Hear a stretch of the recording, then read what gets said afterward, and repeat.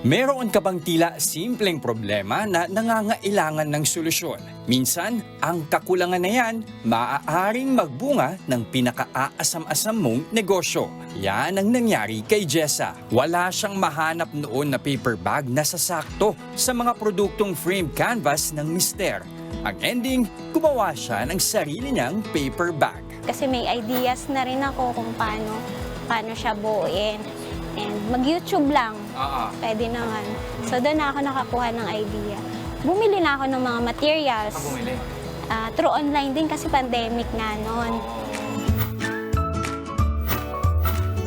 Dito na nagsimula ang Jessica's Eco-Friendly Shop. Nagsimula siya sa puhunang 3,500 pesos. Noong una, wala, po talaga, as in, mahirap makakuha ng client. Pero nung kalaunan, dahil nga pandemic, parang halos lahat ng pagkain take out. So kailangan nung mga owners, business owners ng pang take out po. Paper bag? Yes. Kaya nag-boom po siya. Maging mga kapitbahay niya ay naengganyo na ring magbenta para may dagdag kita. Araw-araw kaming nagdi-deliver. Sabi nila, tumatanggap ba kayo ng gagawa nga?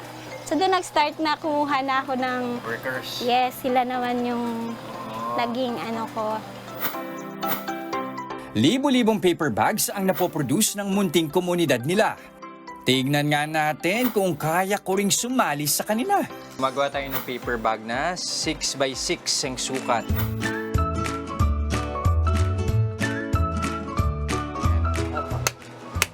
Subukan nyo lang i-recheck to. Okay? Sukat na. Buka na. Ayan na. Ayan na. Parang eto na yung sa tanang buhay ko, ito yung pinaka-matibay na paper bag na nasaksihan ko. Saka parang sa lahat ng paper bag, ito yung hindi ko itatapon. Parang ito na yung pinakamamahal kong paper bag. Isa pang nakabibilib sa negosyong ito ni Jessa, literal na walang tapon. Ang mga pinagtabasang papel kasi, tinatransform sa iba't ibang abubot. Yung mga scraps po namin, ginagawa namin na another product para magkaroon din po ng another extra income sa sa mga kapitbahay ko po. Yan. Ang iba't ibang paper products gaya ng vase, pen holder, pamaypay, notebooks at jewelries, innovation ng kanyang mga kapwa-nanay. At sila na rin mismo ang nagpepresyo nito. Kakatuwa po kasi sa bahay lang kami. Kumbaga, naaalagaan ko pa yung anak ko kahit nasa bahay lang. Yes. Tapos yung mga sa team ko rin, ganun din. Nakakagawa pa sila ng ibang gawain sa loob ng bahay, hawak nila yung oras nila. So, maswerte pa rin po kami na nasa bahay lang, pero kumikita. Pinatunayan ni Jessa na pagiging malikain lang ang kailangan para ang isang problema magbunga ng nag-uumapaw na biyaya. At para mas lalo pa tayong pabilibin sa kanyang mga paper bag, live nating makakasama si Jessa ng Jessica's Eco-Friendly Shop. Jessa, good morning! Hi, good morning, Good morning kapatid. po. Tell us more about what we have here. Iba't ibang mga produkto, not just the paper bags, no? Ito yung ginawa ni Jester. Napakaganda, no? Napakaganda. Sobrang ganda. Pwede nang ibenta to ng 2 pesos. 2 pesos. Parang lugi pa. Jess, ano tong mga to? Bali po yung produkto namin ay gawa sa papel. Karamihan ay gawa sa papel. Bali, yung pinakaunang product namin ay itong paper bag. Yes, ito. So, dumami po yung mga orders ng paper bags. Dumarami na rin po yung mga scraps. Scraps, yung mga kalat. Yes, Oo. na dumadating sa amin. So, ang ginagawa namin, transform namin sa panibagong produkto. Ayun. Which Yes, are ma'am. these banigs, no? Yan ang trip na trip ni Dim. Ay, Kanina super pa. love it. Kasi ang init-init ngayon. At saka sa totoo, yung pagiging dalagang Pilipina natin lumalabas sa Yes. ganito. Oo. It's the best thing mo. Actually, totoo. Di ba, meron ngayon uso yung mga fan ng mga malalakas, 2,000. Ito, magkano to, Jess? 150 lang. 150 lang, Tingnan ano mo, ba? kahit 15 ganito gamitin Yes. mo, oh. Tapos meron ka pa, actually, ang ganda nito. Placemat, ano? Yes, Mahusay. Pero okay naman to, like, syempre, kakain ka na may sabaw or may liquids. May May nalagyan coat na siya? po siya ng varnish. Ayan, Gusto ko lang nalagyan sabihin ng na varnish. tinahin nyo. Yes, ito po. Ayan na, may tahi. Galing, Jess. ano? Pati yan. Magkano yung placemats? 199. 199. Oo. Ito yung ginawa ni Jess kanina. Yun yung kanina na pinakita natin. Yes, yan. Ito direct yun. Oo. Direct, gusto mo bang makita kung gaano kaganda yung ginawa ni Sobra, Jess? wag- Hindi papasa sa quality control.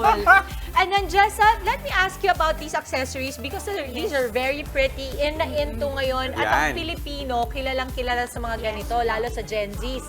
Ano tong mga to? Papel din ba to? Yes, Yes. po. Made Wow. of paper. Okay. Ang galing, ano? Paano nyo ginawa ito, Jessa? Bali, magkakat lang po nung paper and then i-roll mo lang po siya. Oo. Iba-ibang ways of pag-roll kasi ito mukhang shells, 'di ba? Ito direct mukhang shells, pero ito parang pahaba yung pag-roll Yan. niya, no? Ay, gawa tayo, Jessa. Kasi ang ito kailangan mo po dyan yung mga parang beads, ano? Para Yes, makagawa yung ng beads. hikaw. Okay, So, ito yung mga scrap ng paper bags Yes, ninyo. scraps po. Yes. Okay. Okay, sige. So, let's sakto kasi try. meron din sila mga puti, mga puti na paper bag. So you cut it this way. Direct ganito po ganito siya na. para po siyang tatsulok na mahaba. Oo. And then from here ba, Jess? Yes po. Ilalagay nyo lang po to. Meron para kayong device, meron anong siyang tawag dito? Ano ba? Hindi ko na Basta parang roller. Oo, siya. na meron siyang dito sa dulo. Meron Pang na ipit. sa dulo. Parang Yes. iipitin natin to Okay. para Yes. lang. Does it have to be diretso sa dulo? Or not okay necessarily? lang po kahit ganyan lang. Okay, sige. Ngayon, kung wala silang ganito sa bahay, siguro ang pwede nilang gamitan, tweezers, no? Pwede, halimbawa. Pwedeng kamay lang Kamay din lang po din, ang pwede. gamit. Pwede. Okay, and then, Okay. Ayan po, paikot. paikot. Okay. And usually, magkano yung pwede mong itubo dito, Jess? Kasi handmade to mahal. hindi biro. Oo. Siguro nasa 50% din naman. Oo. 50% pwede na. Oo, that's not bad. Okay, wait. So, pagka ganyan, paano mo i-glue yan siya? Yung pinakadulo niya po, yun po yung i-glue natin. Tatanggalin na Dulo, natin. Okay, ayan. so dulo. Sobrang galing siguro ng glue nyo, no? Kasi ang liit lang niya eh. Ang maganda rito, Jessa, ito yung mga kinikita nyo dito sa yung mga offshoot na products ng inyong mga paper bags. Malaking porsyento nito napupunta sa workers mo, ano?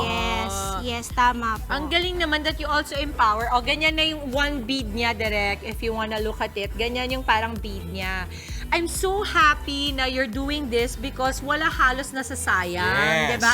And ngayon, we're all big on zero waste, mga businesses who are sustainable. Jessa, tell us more about your business. Saan ka namin pwedeng makontak, matawagan para sa mga items na ito? Meron po kaming FB page, Yescas Eco-Friendly Shop. Pwede po kayo mag-visit doon. Tingnan nyo po yung mga products namin and sa mga inquiries po.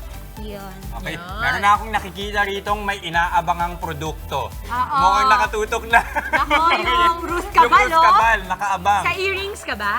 Sa earrings, ba? ayan. Oh, Mamaya, sige. okay. Maraming salamat again, Thank you, Jessa. Jessa. Nag-guest ka sa Thank you Eco-Friendly po. Shop. Thank you very much, Thank you Jessa. so much! Mga kapatid, Jess De Los Santos po, huwag magpahuli sa mga umaaksyong balita at napapanahong issue sa bansa. Para sa mas malawak na balitaan, mag-subscribe at mag-follow sa social media pages ng News 5.